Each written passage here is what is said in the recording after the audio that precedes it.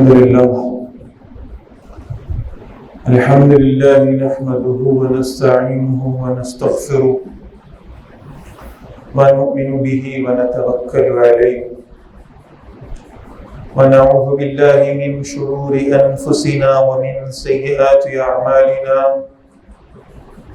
من يهده الله فلا مضل له ومن يضلله فلا هادي له ونشهد أن لا إله إلا الله وحده لا شريك له ونشهد أن سيدنا محمدا عبده ورسوله فإن خير الحديث كتاب الله وخير الهدي هدي محمد صلى الله عليه وسلم وشر الأمور محدثاتها وكل محدثة بدعة وكل بدعة ضلالة وكل ضلالة في النار أو كما قال صلى الله تعالى عليه وسلم. أما بعد فقد قال الله تبارك وتعالى كما ورد في سورة البينة: أعوذ بالله من الشيطان الرجيم بسم الله الرحمن الرحيم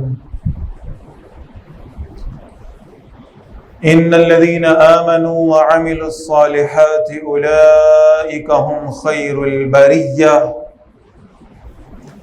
جزاؤهم عند ربهم جنات عدن تجري من تحتها الأنهار خالدين فيها أبدا رضي الله عنهم ورضوا عنه ذلك لمن خشي ربه صدق الله العظيم. وقال النبي صلى الله عليه وسلم: لو كان بعدي نبي لكان عمر. وقال النبي صلى الله عليه وسلم: ان الحق ينطق على لسان عمر او كما قال صلى الله تعالى عليه وسلم. رب اشرح لي صدري ويسر لي امري واحلل عقدة من لساني يفقهوا قولي. اللهم ربنا الهمنا رشدنا واعذنا من شرور انفسنا. اللهم ارنا الحق حقا وارزقنا اتباعه وارنا الباطل باطلا وارزقنا اجتنابه. آمین یا رب العالمین. حضرات محترم،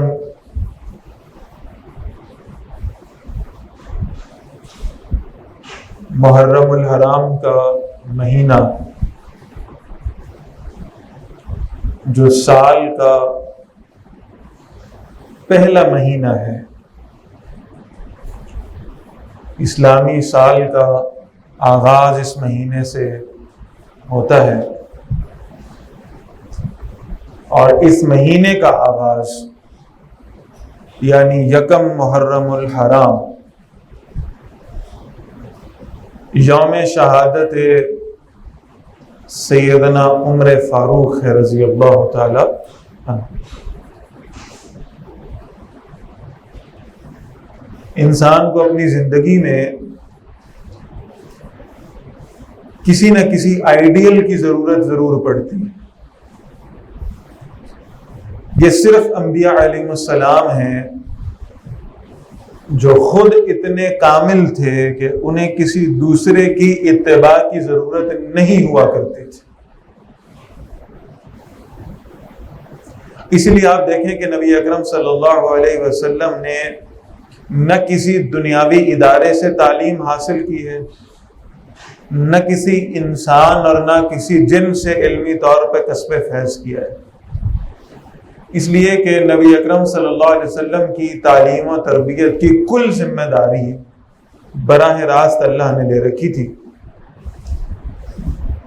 لیکن بہرحال انبیاء علیہ السلام کے علاوہ انسانوں کو کسی نہ کسی ہستی کو اپنا آئیڈیل بنا کر اس کی اتباع کرنی ہی ہوتی ہے، اور یہ ان انسانوں کی اپنی چوائس پر ہے ان کے اپنے انتخاب پر ہے کہ وہ کس کو اس تصور کے لیے پسند کرتے ہیں. کسی کے لیے کوئی اداکار معتبر ہوگا، کسی لیے کوئی کھلاڑی جو ہے نا وہ اتنی اہمیت کا حامل ہوگا کہ یہ اس کی اتباع اور تقلید کرے. اور بہرحال اہل ایمان کے لیے سب سے بہترین نمونہ رسول اللہ صلی اللہ علیہ وسلم کی ذات اقدس ہے، اور پھر آپ صلی اللہ علیہ وسلم کی اتباع کے لیے جو سب سے بہترین سٹینڈرڈ طے کر دیا گیا ہے وہ حضرات صحابہ کرام ہیں رضی اللہ تعالی عنہم اجمعین. اور ان میں بھی پھر ایک خاص ہستی ہے سیدنا عمر فاروق رضی اللہ تعالی عنہ. اس میں کوئی شک نہیں ہے، اور ہمارا عقیدہ یہی ہے کہ انبیاء علیہم السلام کے بعد اس کائنات کی افضل ترین ہستی سیدنا صدیق اکبر رضی اللہ تعالی. ہم جمعے کے خطبوں میں اسے پڑھتے ہیں، افضل الناس بعد الانبیاء بالتحقیق سیدنا ابی بکر صدیق رضی اللہ تعالی عنہ. اس میں کوئی شک نہیں کہ انبیاء علیہ السلام کے بعد سب سے افضل درجہ اس کائنات میں، صرف امت کی بات نہیں کر رہا ہوں، اس کائنات میں سب سے اونچا درجہ حضرت ابو بکر صدیق رضی اللہ تعالی عنہ. لیکن ایک مرتبہ یہی بات جب حضرت عمر رضی اللہ تعالیٰ نے حضرت ابو بکر رضی اللہ تعالیٰ کے سامنے کہی، صحابہ کے بیٹھے ہوئے، اور حضرت عمر رضی اللہ تعالیٰ کہہ رہے ہیں لوگوں اس کائنات میں انبیاء علیہ السلام کے بعد سب سے افضل شخصیت حضرت ابو بکر کی ہے رضی اللہ تعالیٰ عنہ. تو حضرت ابو بکر رضی اللہ تعالیٰ نے فرمایا عمر اب تو نے یہ کہہ دیا ہے تو میں بھی وہ کہتا ہوں جو میں نے اللہ کے رسول سے سنا ہے صلی اللہ علیہ وسلم کہ انبیاء کے بعد یہ سورج عمر سے بہتر کسی اور شخص پہ کبھی طلوع نہیں ہوا.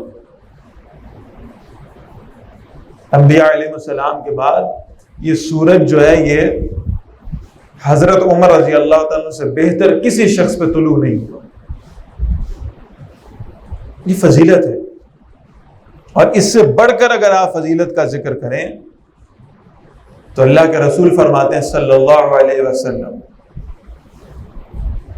لو کان بعدی نبی لکان عمر، میرے بعد اگر کوئی نبی ہوتا تو وہ عمر ہوتا رضی اللہ تعالی. وانا خاتم النبیین لا نبی بعدی، بلکہ آپ صلی اللہ علیہ وسلم فرمایا میں تو خاتم النبیین ہوں، میرے بعد کوئی نبی آنے والا نہیں ہے. لیکن اگر یہ ختم نبوت نہ ہوئی ہوتی بالفرض، اور اگر کوئی امکان ہوتا بھی کہ رسول اللہ صلی اللہ علیہ وسلم کے بعد کسی نبی نے آنا ہے، اگر ایسا ہوتا، یہ ممکنات میں سے نہیں ہے، لیکن اگر ایسا ہوتا کہ اللہ نے کسی کو حضور صلی اللہ علیہ وسلم کے بعد بھی نبی بنانا ہوتا تو آپ صلی اللہ علیہ وسلم فرما رہے ہیں پھر یہ رتبہ، یہ سعادت اس شخص کو ملتی اشدہم فی امر اللہ عمر، جو اللہ کے احکام کو سمجھنے میں، دین کا مزاج سمجھنے میں اور اللہ کے احکام کی تنفیذ میں سب سے زیادہ سمجھ بوجھ رکھنے والا اور شدت رکھنے والا ہے. فرمایا میرے بعد کوئی نبی ہوتا تو عمر ہوتا رضی اللہ تعالی. اور کتنی سمجھ بوجھ اللہ نے شریعت کی عطا فرمائی تھی.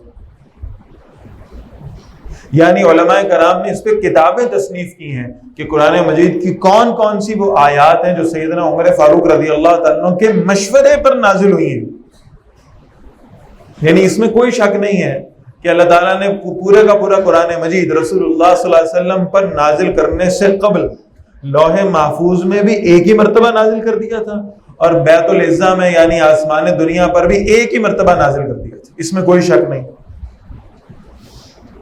لیکن آپ دیکھیں کہ حضرت عمر فاروق رضی اللہ تعالیٰ کا رتبہ کتنا اونچا ہے کہ پہلے ایک بات اللہ تعالیٰ حضرت عمر کے دل میں پیدا کرتے ہیں، پھر ان کی زبان پہ اس کو جاری فرماتے ہیں، پھر جب حضرت عمر رضی اللہ تعالیٰ وہ بات فرما دیتے ہیں تو اس بات کی تصدیق میں اللہ قرآن کو نازل فرما دیتے ہیں. کتنا بڑا رتبہ ہے. قرآن مجید تو پہلے سے طے شدہ ہے، لیکن صرف حضرت عمر رضی اللہ تعالیٰ کا رتبہ بتانے کے لیے، درجہ بتانے کے لیے پہلے اس بات کی خواہش اور سمجھ حضرت عمر کے دل میں پیدا کی جاتی ہے، اور پھر جو ہے وہ اس بات کو قرآن مجید میں نازل کیا جاتا ہے۔ یہ اس کی کئی مثالیں علماء نے قرآن مجید کے حوالے سے لکھی ہیں۔ آپ تفاسیر کھولیں تو اتنی آیات ملتی ہیں کہ جن کی تفسیر کے ذیل میں آتا ہے کہ پہلے یہ مشورہ حضرت عمر نے دیا رضی اللہ تعالیٰ عنہ، اور اس کے مطابق پھر وہ آیات نازل ہے۔ میں چند ایک مثالیں دے دیتا ہوں۔ شراب کی حرمت کا حکم کیسے آیا؟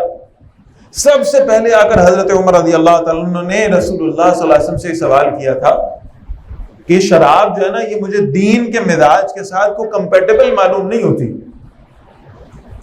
تو آپ اللہ تعالیٰ سے پوچھیں کہ یہ حلال ہے بھی صحیح؟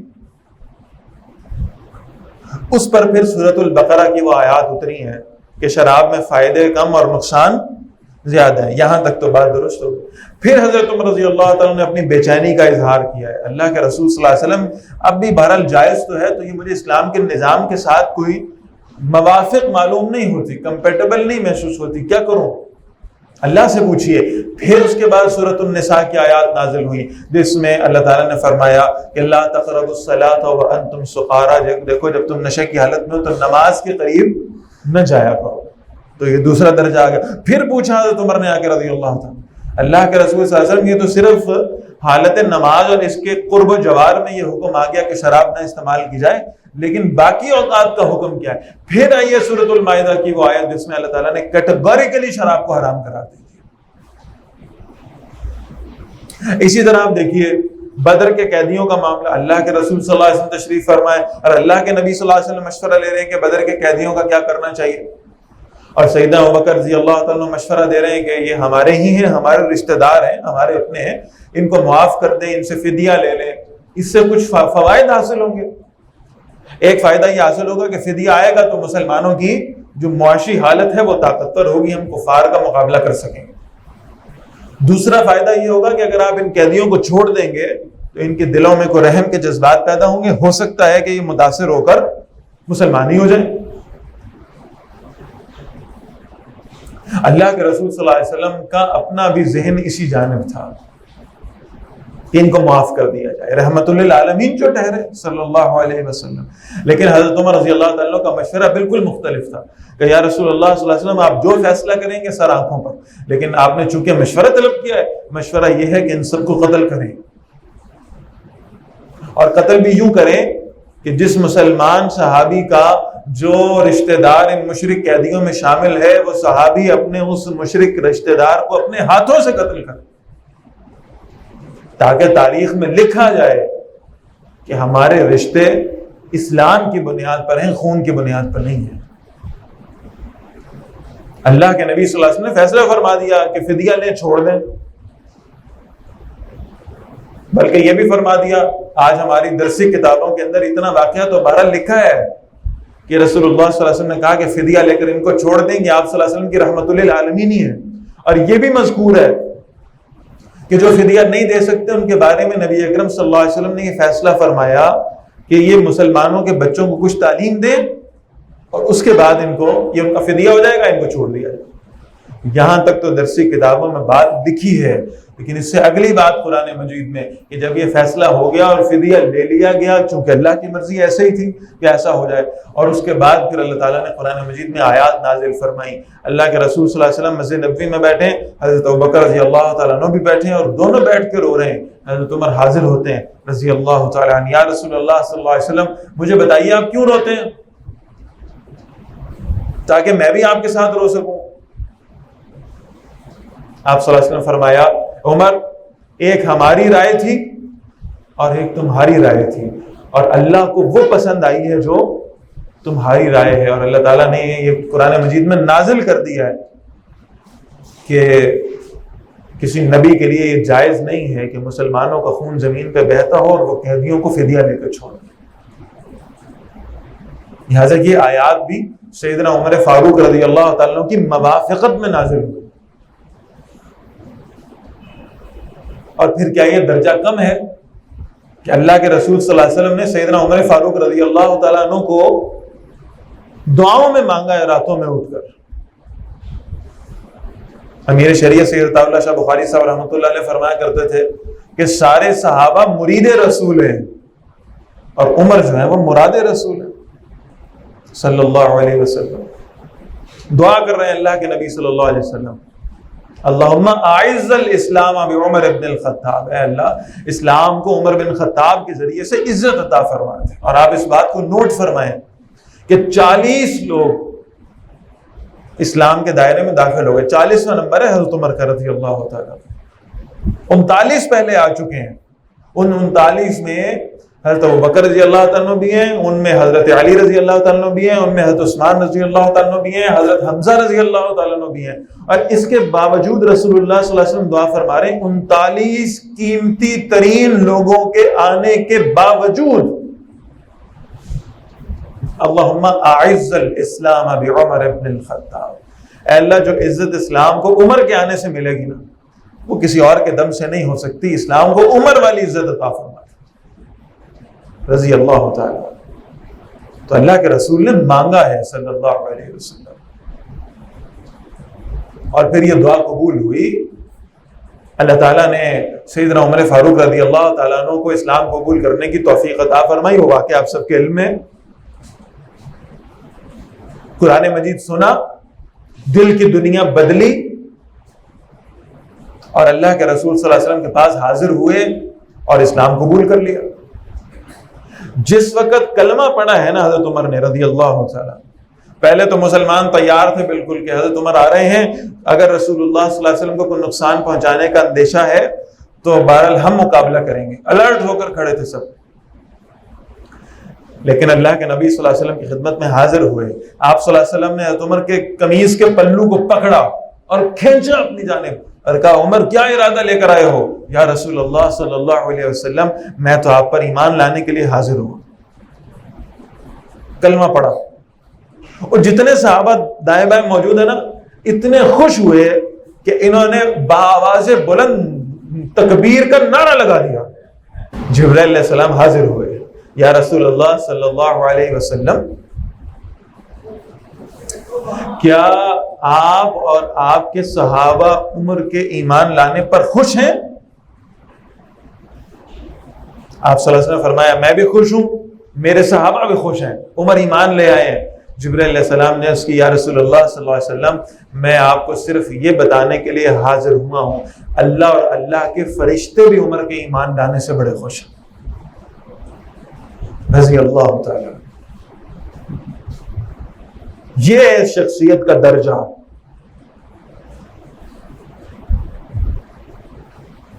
اور میں بات عرض کروں کہ اللہ نے جب ان کو خلافت دی ہے، اور ان کی خلافت تو اللہ کے رسول صلی اللہ علیہ وسلم نے خود بتا دیا نا، آپ صلی اللہ علیہ وسلم فرماتے ہیں میں نے خواب دیکھا ایک کنواں ہے جس کے اندر سے میں رسی کھینچ کر پانی نکال رہا ہوں اور میں اس کو کھینچتا چلا جا رہا ہوں، پھر جب میں چھوڑتا ہوں تو اسے ابوبکر آ کر تھام لیتے ہیں رضی اللہ تعالیٰ، اور وہ بہت تھوڑی دیر تک اس کو کھینچتے ہیں اور اس کے بعد پھر عمر آ جاتے ہیں رضی اللہ تعالیٰ، اور وہ طویل وقت تک اس رسی کو کھینچتے رہتے ہیں۔ معلوم ہو گیا کہ 2.5 سال میں تو حضرت ابوبکر رضی اللہ تعالیٰ کی خلافت ختم ہو گئی اور آپ دنیا سے رخصت ہو گئے، اور اس کے بعد پھر ایک عظیم الشان دور آیا ہے حضرت عمر رضی اللہ تعالیٰ، عظیم الشان دور۔ آج لوگ کہتے ہیں 22 لاکھ مربع میل پہ عمر کی حکومت تھی رضی اللہ تعالی۔ میں آج ایک مختلف بات آپ سے کہنے لگا، 22 لاکھ مربع میل تو تاریخ کی کتابوں میں لکھ رکھا ہے۔ حضرت عمر رضی اللہ تعالیٰ کی جو حکومت تھی وہ صرف 22 لاکھ مربع میل کے علاقے پر نہیں تھی، بلکہ عناصر اربعہ پر بھی اللہ نے حضرت عمر کو حکومت عطا فرمائی تھی، عناصر اربعہ پر۔ یعنی آپ اندازہ کریں کہ ہم حضرت سلیمان علیہ السلام کے واقعات پڑھتے ہیں نا، اللہ نے انہیں تصرف دیا تھا، کتنی شاندار حکومت اللہ نے انہیں عطا فرمائی تھی، کیسا اقتدار تھا حضرت سلیمان علیہ السلام۔ لیکن میں عرض کر رہا ہوں 4 عناصر ہیں جن سے زندگی بنتی ہے، جن سے نظام چلتا ہے۔ یہ کون سے عناصر ہیں؟ سائنس کہتی ہے 4 ہیں بنیادی عناصر، ان سے آگے چیزیں بنی۔ ایک مٹی ہے، دوسری ہوا ہے، تیسری آگ ہے، اور چوتھا پانی ہے۔ آگ، مٹی، ہوا اور پانی، انہیں عناصر اربعہ کہا جاتا ہے۔ آپ یقین کیجئے کہ سیدنا عمر فاروق رضی اللہ تعالیٰ کی حکومت ان 4 پر بھی تھی، انسان تو انسان رہ گئے، حدود تو حدود رہ گئی، مملکتیں تو مملکتیں رہ گئیں. ان عناصر اربع پر بھی حضرت عمر رضی اللہ تعالیٰ عنہ کی حکومت. میں جلدی جلدی چاروں کی مثال عرض کرتا ہوں آپ کے سامنے. سب سے پہلے مٹی پر حکومت. آپ اندازہ کریں مدینہ منورہ کی زمین لرزنے لگتی ہے، کانپنے لگتی ہے، زلزلہ آتا ہے، حضرت عمر رضی اللہ تعالیٰ اپنا عصا اٹھا کر زمین پر مارتے ہیں اور اسے کہتے ہیں تھم جا، رک جا. کیا میں نے تیرے سینے پر کھڑے ہو کر اللہ کے عدل کے نظام کو قائم نہیں کر دیا؟ کیوں کانپتی ہے تو؟ وہ دن کے مدینہ منورہ کی زمین رکی تو دوبارہ اس میں کبھی زلزلہ نہیں آیا. آگ پر حکومت کی. کچھ صحابہ حاضر ہوئے، یا امیر المومنین آگ لگ گئی ہے فلاں جگہ پر، بجھ نہیں رہی، کیا کریں؟ بجھ نہیں رہی. اللہ کرے یہ روایت آج ہمیں سمجھ میں آ جائے.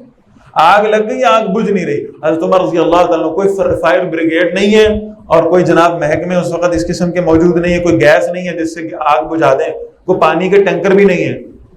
حضرت عمر رضی اللہ تعالیٰ نے اپنی قمیض اتاری، وہ قمیض جس میں 17 پیوند چمڑے کے لگے ہوئے ہیں، 17 پیوند، وہ قمیض اپنے تن سے اتاری. ایک قمیض موجود، کہا یہ میری قمیض لے جاؤ اور اس آگ پر ڈال دو.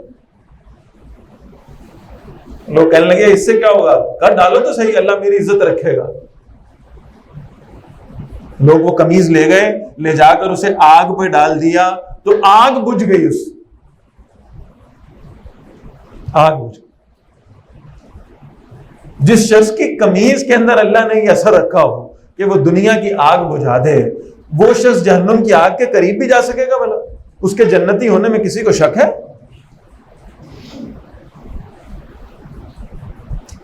مٹی پر حکومت، آگ پر حکومت، پھر ہوا پر حکومت.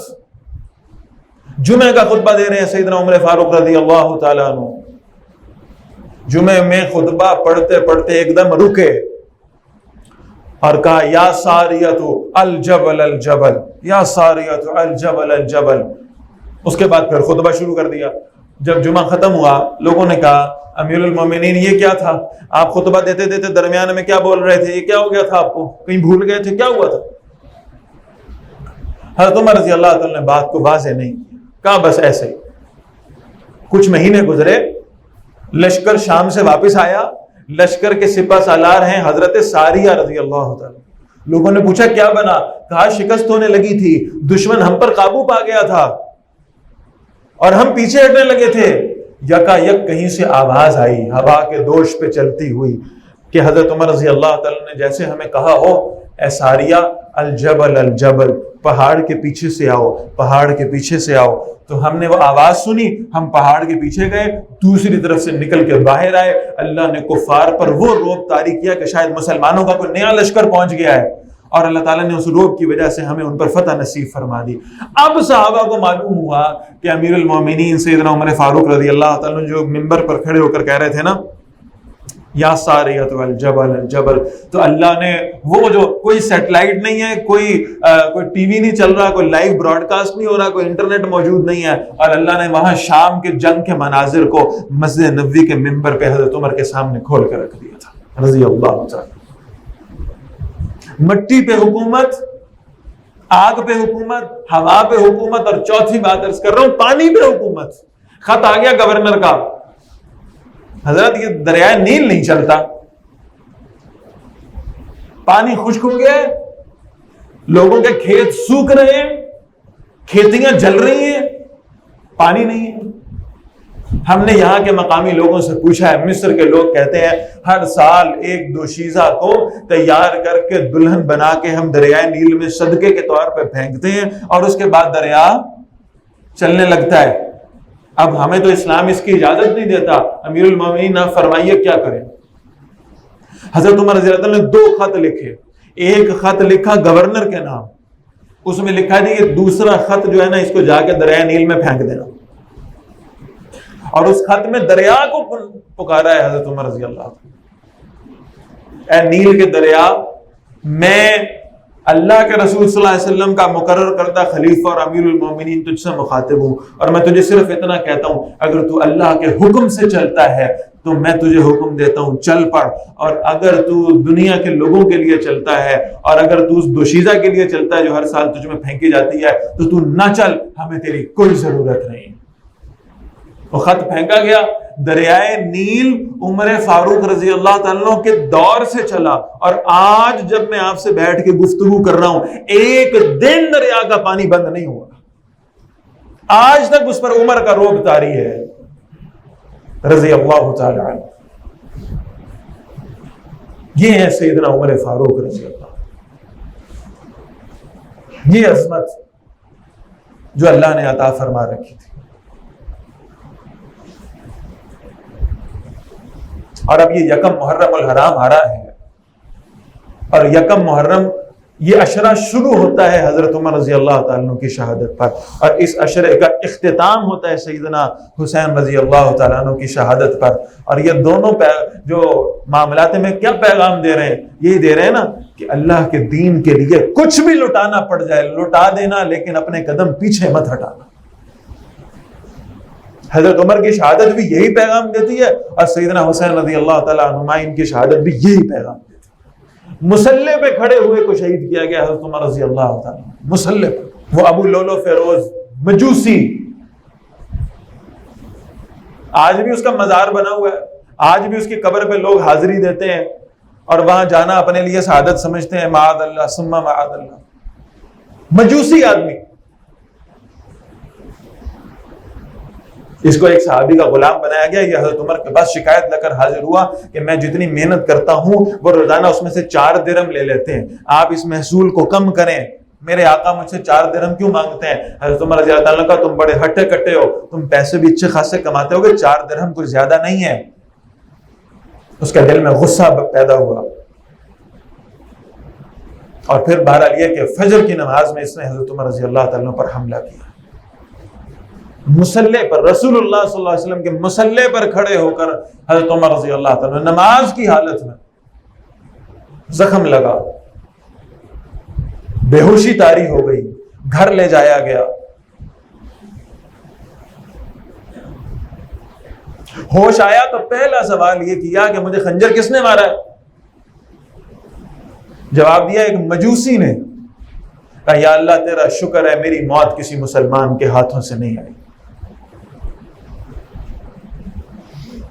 اب زخم شدید ہے، کمزوری بڑھ رہی ہے، اور اب یقین ہے کہ اللہ کے پاس جانے کا وقت شاید قریب ہے۔ عبداللہ بن عمر رضی اللہ تعالیٰ کو بلایا، اپنے بیٹے کو کہا جاؤ ذرا اما عائشہ رضی اللہ تعالیٰ عنہ کے پاس، اور جب تم بات کرنے لگو اور میرا نام لو تو امیر المومنین نہ کہنا، مبادہ کہ وہ سمجھے کہ امیر المومنین کا حکم ہے، ایسا نہیں ہے، کہنا میرا باپ عمر آپ سے درخواست کرتا ہے، کیا عمر کو اپنے ساتھیوں کے ساتھ دفن ہونے کی جگہ مل سکتی ہے؟ حجرہ تو حضرت عائشہ کا ہے نا رضی اللہ تعالیٰ۔ عبداللہ بن عمر رضی اللہ تعالیٰ آئے، اما عائشہ سے درخواست کی، حضرت عائشہ رضی اللہ تعالیٰ کہنے لگی جگہ تو میں نے اپنے لیے رکھی تھی کہ میرے شوہر نامدار بھی یہاں مدفون ہے اور میرے والد محترم بھی یہاں مدفون ہے، جگہ تو میں نے اپنے لیے رکھی تھی، لیکن عمر کا مجھ پہ بڑا احسان ہے کہ جب سب مجھ پر الزام تراشی کرتے تھے، یہ عمر تھا جس نے اس واقعہ افک میں میری گواہی دی تھی، میری پاک بازی کی گواہی دی تھی، لہذا عمر کا حق زیادہ ہے، میں اپنے حق سے دستبردار ہوتی ہوں اور عمر کے لیے اس جگہ کو پیش کرتی ہوں رضی اللہ تعالیٰ۔ عبداللہ بن عمر رضی اللہ تعالیٰ واپس آئے، ابا جی اجازت مل گئی ہے؟ کہا شاید میرے حیا میں کہہ دیا ہو، میری شرم میں کہہ دیا ہو، پھر بھی جب میں دنیا سے رخصت ہو جاؤں میرا جنازہ لینا اور لے جا کر حجرہ عائشہ کے باہر رکھ دینا، اگر اندر آنے کی اجازت مل جائے تو دفنا دینا، ورنہ جنت البقیع میں لے جانا۔ وفات کا وقت قریب آ گیا، اپنے بیٹے عبداللہ بن عمر رضی اللہ تعالیٰ سے کہنے لگے کہ بیٹے میرا سر اٹھاؤ اور زمین پر رکھو۔ عبداللہ بن عمر رضی اللہ عنہ نے سر اٹھایا اور اپنی پنڈلی پر رکھا، کہا نہیں، میں نے کہا میرا سر اٹھاؤ اور زمین پر رکھو۔ معلوم ہوتا ہے کہ نقاہت اتنی زیادہ تھی، کمزوری اتنی زیادہ تھی کہ خود ہل بھی نہیں سک رہے تھے، میرا سر اٹھاؤ اور زمین پر رکھو۔ عبداللہ بن عمر رضی اللہ تعالیٰ نے سر اٹھا کے زمین پر رکھ دیا۔ حضرت عمر رضی اللہ تعالیٰ نے اپنی ناک کو خاک آلود کیا، خاک میں رگڑا اور پھر کہا ویل لک یا عمر ان لم یغفر لک ربک، عمر اگر تیرے رب نے تجھے معاف نہ کیا تو تو ہلاک ہو جائے گا۔ جس کا جنت میں جانا جنت کا اعزاز ہو کہ عمر آ گیا ہے، اور جس کے جنت کے محل کو اللہ کے رسول صلی اللہ علیہ وسلم معراج پر خود اپنی نگاہوں سے دیکھ کر آئے، اس کو اس آخرت میں اللہ کے سامنے پیش ہونے کا اس قدر خوف ہے، تو مجھے اور آپ کو میرے بھائیوں کتنا خوف ہونا چاہیے۔ ہم میں سے کوئی حضرت عمر رضی اللہ تعالیٰ کے قدموں کی خاک بھی نہیں ہے، اور وہ کہہ رہے ہیں ویل لک یا عمر ان لم یغفر لک رب، عمر کیا کرے گا تو اگر تیرے رب نے تجھے معاف نہ کیا تو۔ دنیا سے رخصت ہوئے، جنازہ لے جایا گیا، اللہ کے رسول صلی اللہ علیہ وسلم کے پہلو میں تدفین کا موقع ہے اور میت وہاں رکھی ہوئی ہے، اور صحابہ جو ہے نا وہ آ رہے ہیں زیارت کر رہے ہیں جاتے جا رہے ہیں، آ رہے ہیں زیارت کر رہے ہیں جاتے جا رہے ہیں۔ عبداللہ بن عباس رضی اللہ تعالیٰ عنہ کہہ رہے ہیں کہ میں وہاں جنازے میت کے پاس کھڑا ہوں، قبر تیار ہے، دفنایا جانے لگا ہے۔ عبداللہ بن عباس رضی اللہ تعالیٰ عنہ حضور صلی اللہ علیہ وسلم کے چچا کے بیٹے مفسر قرآن کہتے ہیں میرے کندھے پہ کسی نے ہاتھ رکھا، میں نے پیچھے مڑ کر دیکھا تو سیدنا علی رضی اللہ تعالیٰ عنہ تھے، اور آنکھوں میں آنسو تھے، اور کہا مجھے پتا تھا یہ جگہ عمر کی ہے، اس لیے کہ میں نے ایک مرتبہ نہیں 20 مرتبہ اللہ کے نبی صلی اللہ علیہ وسلم سے سنا، میں اور ابو بکر اور عمر آئے، میں اور ابو بکر اور عمر نکلے، میں اور ابو بکر اور عمر گئے، اور 20 مرتبہ میں نے سنا کہ اللہ کے نبی صلی اللہ علیہ وسلم فرمایا قیامت کے دن میں اور ابو بکر اور عمر ایسے ہی اٹھیں گے جیسے آج ہم اکٹھے آتے ہیں اور اکٹھے جاتے ہیں۔ یہ حضرت علی کہہ رہے ہیں رضی اللہ عنہ، مجھے پتا تھا یہ جگہ عمر کی ہے۔ یہ ہیں سیدنا عمر فاروق رضی اللہ تعالیٰ عنہ۔ اور میں آخری بات کہہ رہا ہوں میرے بھائیوں، اللہ سے ہم نے یہ دعا کرنی ہے، اللہ ہمیں اپنی حفاظت میں رکھے، اللہ ہمیں اپنی حفاظت میں رکھے، کہیں کوئی صحابہ کے باہمی اختلافات کی باتوں کو ہوا دینے والا ہمارے ایمان کو خراب نہ کر سکے۔ یہ تو آپس میں اتنی محبت کرنے والے لوگ تھے۔ حضرت عمر رضی اللہ تعالیٰ کو اہل بیت سے کیا محبت تھی، مثالیں دینا یعنی وقت نہیں ہے، اور حضرت علی رضی اللہ تعالیٰ کو حضرت عمر سے کتنی محبت تھی رضی اللہ تعالیٰ۔ یہ تو آپس میں شیر و شکر لوگ تھے، یہ تو آپس میں ایک دوسرے کے لیے جانے دینے والے لوگ تھے۔ کوئی ایسا شخص جو ان کے باہم معاملات کو غلط رنگ دینے والا ہو، کہیں ہمارا ایمان نہ خراب کر دے۔ اللہ سے اس ایمان کی حفاظت کی ہم نے دعا مانگتے رہنا ہے، اور اللہ ہمیں ان صحابہ کرام رضوان اللہ علیہم اجمعین سے محبت کرنے کی توفیق عطا فرمائے، ان کی اتباع کی توفیق عطا فرمائے۔ اور اب جب یہ دن جو ان سے منسوب ہیں، یہ دن جب بھی آتے ہیں تو بہرحال اتنا اہتمام اللہ ہمیں کرنے کی توفیق عطا فرما دے، ہم ان کی زندگیوں کو پڑھنے بیٹھ جائیں، ہم ان کے واقعات کو پڑھیں سنیں، تاکہ اس سے ہمیں اپنی زندگی میں قوت محرکہ ملے۔ اللہ ہمیں اس کی توفیق عطا فرمائے۔ اقول قولی ھذا واستغفر اللہ لی ولکم ولسائر المسلمین والمسلمات۔